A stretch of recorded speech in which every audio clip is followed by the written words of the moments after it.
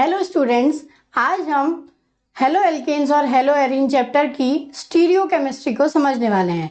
तो आइए जानते हैं क्या है स्टीरियो केमिस्ट्री और ऑप्टिकल आइसोमेरिज्म। सबसे पहले हम किसी भी प्लेन ऑफ पोलराइज्ड लाइट और ऑप्टिकल एक्टिविटी के बारे में समझते हैं। प्लेन ऑफ पोलराइज्ड लाइट क्या होती है? कोई भी ऑर्डिनरी लाइट, लाइक सन से आने वाली लाइट या किसी सोर्स से, किसी भी सोर्स से अगर आप लाइट भेजते हैं किसी अन्य सोर्स की तरफ, तो उस लाइट को हम ऑर्डिनरी लाइट कहते हैं, क्योंकि इनके वाइब्रेशंस हर डायरेक्शन में होते हैं।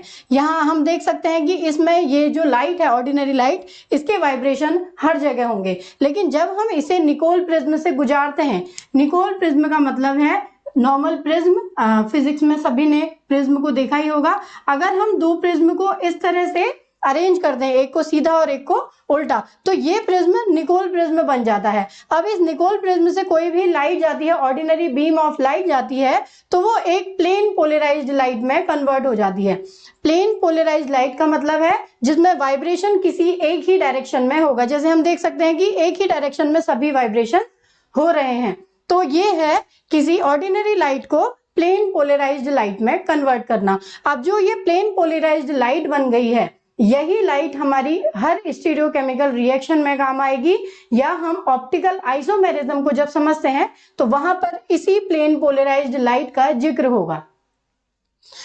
अगला टॉपिक है molecular asymmetry and chirality. Molecular asymmetry का मतलब क्या है? जब हम किसी सब्सटेंस की मिरर इमेज को देखते हैं, अगर वो मिरर इमेज पहली इमेज के ऊपर रख दी जाए और अगर वो एक दूसरे को पूरी तरह से ना ढक पाए, तो ऐसी पोजीशन को, ऐसी सिचुएशन को हम कहते हैं मॉलिक्यूलर एसिमेट्री एंड कायरलिटी। जैसे हम एग्जांपल ले सकते हैं दो हैंड्स का। अगर इस हैंड को देखें, ये हैंड किसी भी व्यक्ति का लेफ्ट हैंड है और ये हैंड किसी भी व्यक्ति का राइट हैंड है। ये दोनों एक दूसरे की मिरर इमेज है। जब हम लेफ्ट हैंड को मिरर पर देखते हैं तो वो राइट हैंड जैसा दिखाई देता है, और राइट हैंड को मिरर इमेज पर देखते हैं तो वो उसका लेफ्ट हैंड की तरह दिखाई देता है। तो अगर मैं इस हैंड को उठा करके इसके ऊपर एज सच रख दूं, तो हम देख पाएंगे कि ये हैंड का थंब यहां दिखाई देगा और इसकी लिटिल फिंगर यहां दिखाई देगी। तो इस तरह से ये एक दूसरे को पूरी तरह से ढक नहीं पाएंगे। ये एक दूसरे को नहीं ढक पाएंगे, इसका मतलब ये मॉलिक्यूलर असिमेट्री है। ये एक दूसरे के लिए असिमेट्रिकल है। ऐसे ही कुछ ऐसे कंपाउंड्स भी होते हैं जिनकी स्ट्रक्चर कुछ ऐसी होती है कि मिरर इमेज को अगर देखा जाए तो वो एक दूसरे पर सुपर इम्पोजेबल नहीं होती हैं। They are non superimposable, और non superimposable mirror image को ही हम मॉलिक्यूलर एसिमेट्री कहते हैं। अब समझते हैं chirality.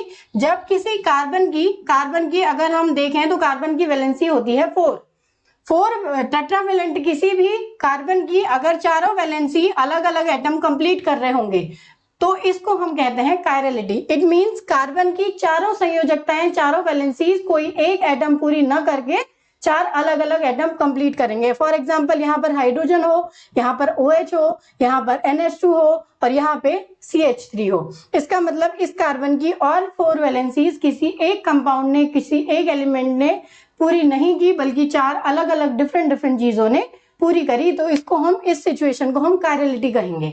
Next topic is enantiomers. अब समझते हैं कि इनएंशियोमर्स क्या होते हैं। इन इनएंशियोमर्स को समझने के लिए हमें इस प्लेन पोलराइज्ड लाइट की जरूरत पड़ेगी। यहाँ पर मैंने 2 कंपाउंड बनाए हुए हैं। हम इस स्टीरियोकेमिस्ट्री को, इन इनएंशियोमर्स को इन पेनों के माध्यम से समझने की कोशिश करते हैं।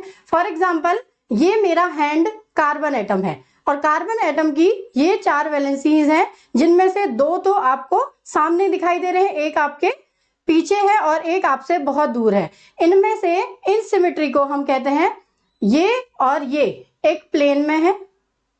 अगर हम एक प्लेन डालें इनके ऊपर तो ये दोनों एक साथ कटेंगे, इसका मतलब ये एक इन प्लेन में है। This one and this one, they are in plane. और ये आपके नजदीक आपको मालूम पड़ रहा है, it means it is near to you. और ये आपके पीछे दिखाई पड़ रहा है, इसीलिए it is far to you. अगर हम इसे कॉपी में लिखते हैं तो इस तरह से लिखते हैं, कार्बन का ये और ये एक प्लेन में है, इसीलिए इनको सीधी लाइनों से दिखा दिया जाता है। ये वाला नियर टू यू आपके नजदीक है, इसीलिए इसको सॉलिड हेडेड लाइन से इसको दिखाया जाता है। ये एक शेडेड लाइन से दिखाया गया है, इसका मतलब it is far to you. It means this and this are in plane, ये नियर टू यू, ये फार टू यू। ये एक टेट्राहेड्रल ज्योमेट्री है जिसमें सेंटर पर मेरा हैंड कार्बन एटम मान लिया गया है और इसकी ये चारों वैलेंसीज हैं। अगर ये चारों वैलेंसीज अलग अलग एटम पूरी कर रहे हैं या अलग अलग एलिमेंट पूरी कर रहे हैं, अलग अलग कंपाउंड पूरी कर रहे हैं या अलग अलग आयन, कोई भी आप एक चीज ले सकते हैं, ये पूरी कर रहे हैं, तो ये कार्बन कायरल एटम कहलाएगा। और अगर इसकी मिरर इमेज बनाई जाए तो इसकी मिरर इमेज अगर बनेगी तो ये नॉन सुपर इम्पोजेबल होगी, इट मींस ये ऑप्टिकली एक्टिव भी होंगे। अब हम आगे इसके समझते हैं। अगर इस तरह की सिचुएशन होगी तो इसकी मिरर इमेज ये होगी। अब देखिए, इनमें जब हम इनेंशियोमर्स को पढ़ते हैं, इनेंशियोमर्स दो टाइप के होते हैं, एक डी और एक एल। जब डी और L dextro rotatory and laevo rotatory, dextro rotatory को डेक्स्ट्रो रोटेटरी इसीलिए कहा जाता है क्योंकि ये इस प्लेन ऑफ पोलराइज्ड लाइट को लेफ्ट से राइट में मोड़ देता है। जब प्लेन ऑफ पोलराइज्ड लाइट को कोई भी कंपाउंड लेफ्ट से राइट में मोड़ दे तो इसको हम कहते हैं डेक्स्ट्रो रोटेटरी कंपाउंड। और जब इसी प्लेन ऑफ पोलराइज्ड लाइट को कोई कंपाउंड राइट से लेफ्ट की तरफ मोड़ दे, यानी कि ये क्लॉकवाइज मोड़ रहा है और ये एंटी क्लॉकवाइज मोड़ रहा है, तो जो क्लॉकवाइज मोड़ेगा यानी कि लेफ्ट से राइट की तरफ, उसको हम डी इनेंशियोमर्स या डेक्स्ट्रो रोटेटरी या पॉजिटिव आइसोमर कह देंगे। और जो प्लेन ऑफ पोलराइज्ड लाइट को लेफ्ट से राइट की तरफ मोड़ दे उसको हम एल आइसोमर या negative isomer, laevo rotatory isomer कह देंगे। और इन दोनों का जो मिक्सचर होगा या इन दोनों को जब हम एक साथ पढ़ते हैं तो उसको हम कहते हैं इनेंशियोमर्स। और ये हो गए इनेंशियोमर्स और इस आइसोमेरिज्म को हम इनेंशियो आइसोमेरिज्म कह लेते हैं। नेक्स्ट टॉपिक है रेसिमिक मिक्सचर। क्या होते हैं रेसिमिक मिक्सचर? रेसिमिक मिक्सचर वो मिक्सचर होते हैं जिनमें दो इनेंशियोमर्स इक्वल क्वांटिटी में प्रेजेंट होंगे।